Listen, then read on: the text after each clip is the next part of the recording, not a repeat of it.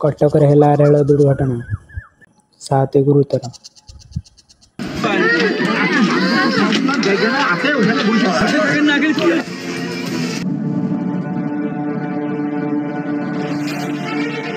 सभी ट्रैक के साइड में हो गई इंतजार करें, एक आ रही है तो सभी बोले जाएगी।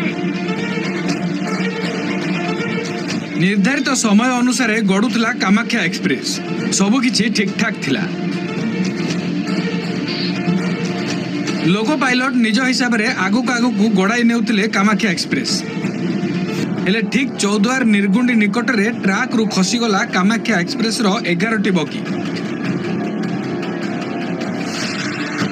कई किछि बुझिबा आगरु एक्सप्रेस रो 11टी एसी बगी ट्राक तळकु खसी सारिथिला।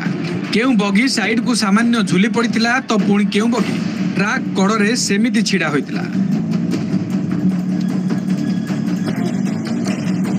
हेले हठात ट्रेन चक्का ट्राक रु खसिबा झटका जोगु यात्री निकट में क्षति पहुंचीथिला। एथिरे किए सामान्य आहत होइतिले तो पुणी किए गुरुतर होई मेडिकल रे भर्ती होइचंती। मात्र भगवान को भरोसा अल्प के बर्ती जाइछि शह शह जीवन।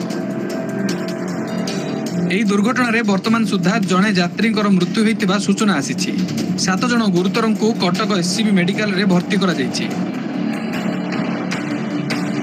ଏବଂ ଏହି ମୃତାହତ ଆଗକୁ ଆହୁରି ବଢ଼ିବାର ଆଶଙ୍କା କରାଯାଉଛି। ଅନ୍ୟପଟେ ଅଗ୍ନିଶମ ବାହିନୀଠାରୁ ଆରମ୍ଭ କରି ବିଭିନ୍ନ ସୁରକ୍ଷା ସଂସ୍ଥା ଉଦ୍ଧାର କାର୍ଯ୍ୟ ଜାରି ରଖିଥିବା ବେଳେ ମରାମତି କାମ ମଧ୍ୟ ଆରମ୍ଭ ହୋଇଯାଇଛି। बेंगलोर से आए हैं, मालदा जाएंगे, पश्चिम बंगाल, वेस्ट बंगाल। हम तो सो रहे थे, आपको कोई खाना खा रहे थे, कोई सो रहे थे, अचानक से पंप पड़ गया तो सुना लाइन टाइप ये होगा, ट्रेन एकदम से रविवार पूर्वाह्न 11:54 को जमिति अपेक्षा करिथिला दुर्घटनार एक कला मुहूर्त।